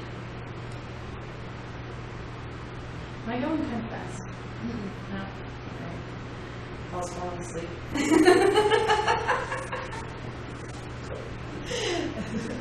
But when the objective mind is relaxed, the person is said to be in a receptive state. And an image or a thought will meet no resistance from the objective mind, and thus the image or thought is able to strongly impress upon the unconscious mind. Thus the thought or image attracts a large amount of the unconscious attention. So does that make any sense? Relaxing the objective mind? Because the objective mind, when it's active, it's in the positive, energetic state. Whereas when it's more relaxed, it's more receptive to images and things coming in. It's like when you're going to sleep, just Right. before you go to sleep. Exactly. Great. Experiments demonstrate that the objective attention waxes and wanes, reaching its maximum at intervals of about 3 seconds. I think that's why our commercials are so sporadic nowadays. I mean, not sporadic, they're energetic.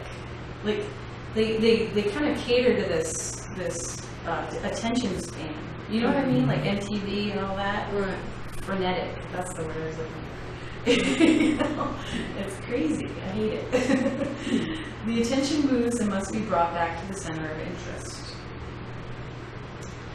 Objective attention cannot be directed steadily to a single point for any length of time, because if the attention is directed steadily to a single point without wavering, then the objective consciousness fades.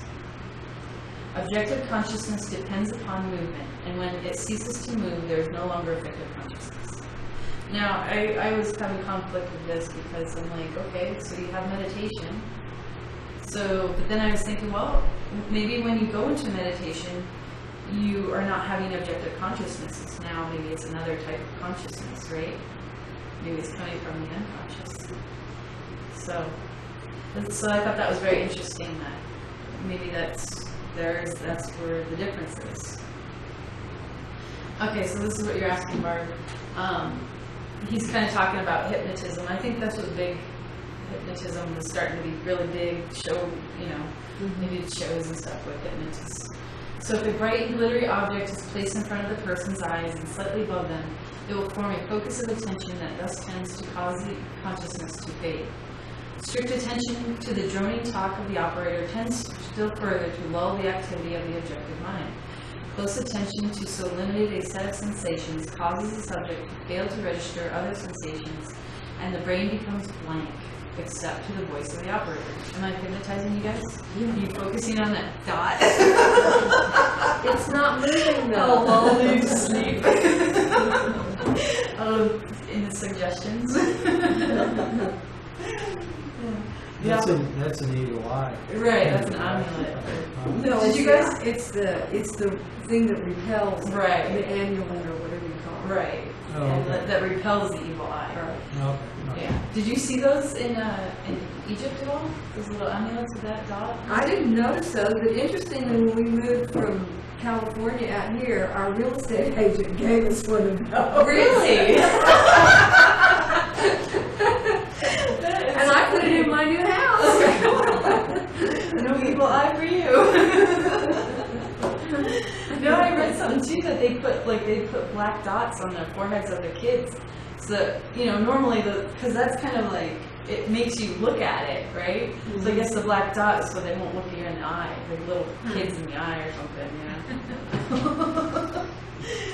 All right. So the operator's suggestion that the subject is sinking into profound sleep thus finds an open avenue to reach the unconscious mind, and sleep ensues. Such is the method of the hypnotist.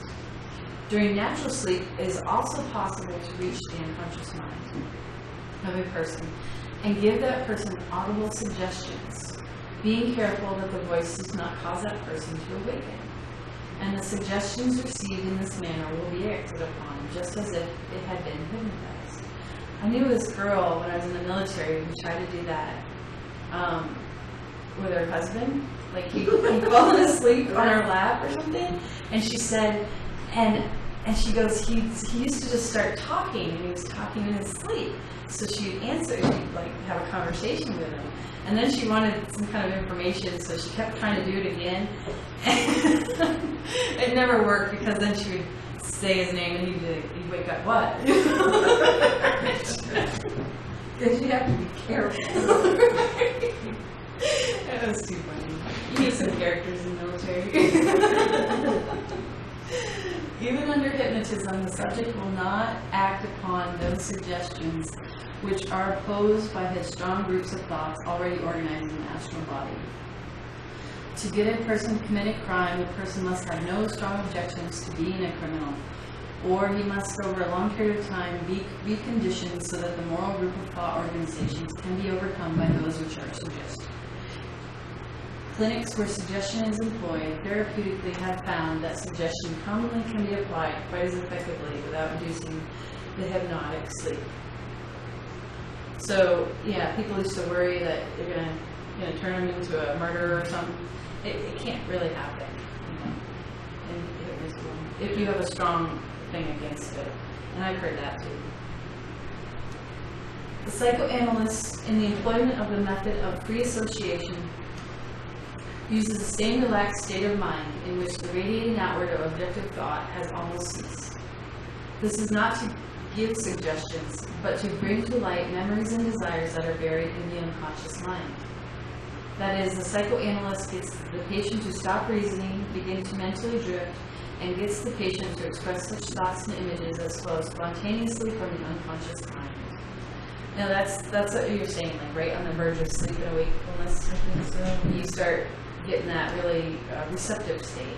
Lots of things come to your mind, don't they? Like you're dreaming, but you're still awake. Yeah. What was that? You had that dream about a pencil or something? Yeah! The dead fly at the end of your pen or something. In addition to this method, a person can also employ the remembering of the dreams of sleep, which will also employ the uncovering of strong unconscious desires. That's a good method of finding out what's inside yourself. But it is not necessary that a person should be asleep or hypnotized to be open to suggestions. The hypnotist gives his commands once the subject is asleep in a forceful and positive tone of voice. And because they thus are positive and forceful, they more surely register and attract the attention of the unconscious mind. Now, they say like when you're watching TV, your brain is in that receptive state. Yeah. That's what's scary. Your critical faculties almost kind of go out. So look at all the conditioning we're getting with that, you know? And it's almost like it's subconscious going straight in. So, yeah, reasons. So, yet when a person speaks to himself in such a forceful and positive manner, he is almost sure to be exercising his objective mind. That is, his energies are radiating outward and he's not in a state of reception. So he's talking about like when you're in a hypnotist can use the forceful words when the person is hypnotized, but you can't do it to yourself because then you're going to be in the positive radiating outward energy. So you can't forcefully say yourself. Apparently. I've known people who have tape recordings of their own voice. Oh, that's great. With positive images that they want to learn to cultivate, and then they go to sleep with those. Right. And then that's even better because it's your own voice saying it. So it's like go right into your belief system there. That's great. Instead of being so vigorous, if the individual will relax and permit himself to become drowsy, or at least in a dreamy state of consciousness, which is on the borderline of sleep, and repeat the suggestion to himself in a droning, sing-song voice, or think it over and over with barely enough energy to keep the thought present, and thinking of nothing else in particular, just let the mind drift, he will be using the best method to cause suggestion properly to register. At night, just before going to sleep, while in that state, when objective thought has almost entirely eased up, or in the morning while between the sleeping and the fully awakened state, is commonly the most convenient time to attain this receptive condition in which the unconscious mind is most receptive to suggestion. And by observing the necessary conditions, such as avoiding statements that set up conflicts, or such as encourage an image which is the opposite of the effect sought, By applying suggestion while the mind is on the borderline toward the sleeping state, the individual can apply suggestion to himself quite as effectively as it can be applied to another. When the thoughts about the day's work start flowing through the mind after waking in the morning, the energies begin radiating outward and receptivity is hindered. That's why when you're trying to remember dreams, they say to have that book right beside your bed. And it's like almost like you're not even supposed to move. You're supposed to start remembering your dream and then write it down as much as possible. Hard to do. Yeah. Suggestion gains its force through the age-old habit of the unconscious mind to divert as many desire energies as possible into the performance of the act or into the establishing of the condition which is held before the attention.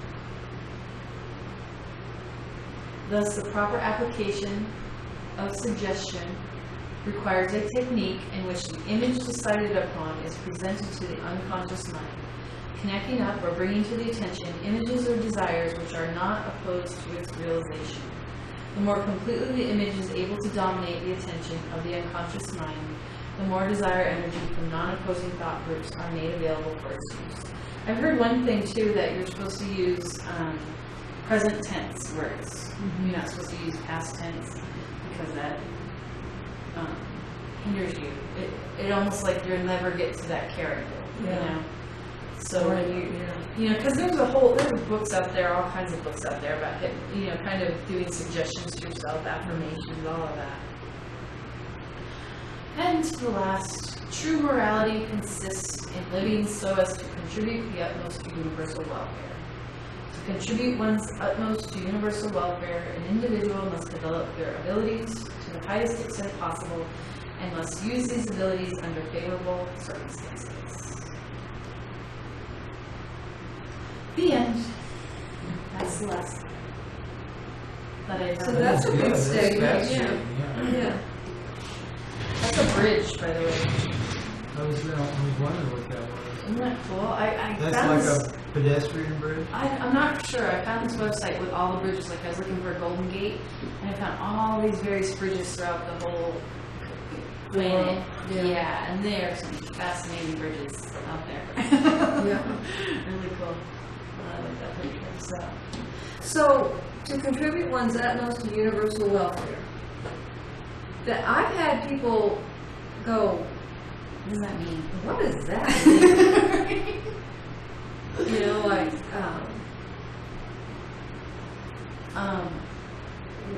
and I'm always at kind of a loss because it's such an individual matter, Yeah, I think it isn't. And I think that's the whole point, right? That's the whole point. Right. But universal Individual welfare, matter. in my mind, is not being self-serving.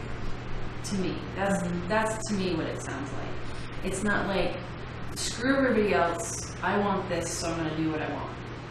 You know what I mean? Mm-hmm. I can do what I want, but if I'm screwing a lot of other people in the meantime, then I'm not contributing my utmost to universal welfare.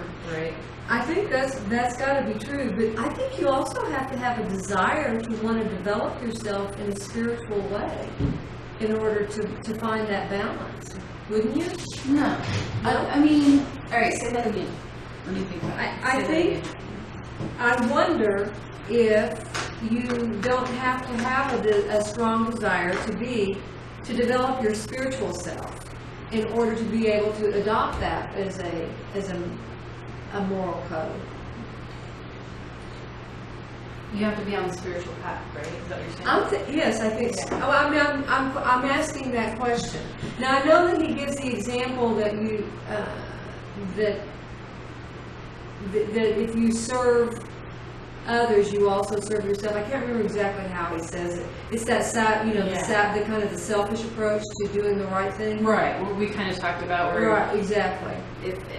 If you do the business and it helps everybody, then you're helping everybody. And then if you fail and then bad things happen to you, then it's bad for everybody. Right. But in my mind, you can contribute your utmost to universal welfare. And I'm thinking of it in a more mundane sense, that people that might just live a really good life, I mean, just not good, just average life, but they're kind to other people, and they're good to other people, and they just have a family, and they live their life, and they do their job. and then they die and pass on, I think they're contributing because they're Sure. adding absolutely, yeah. a good positive energy toward universal welfare. Right.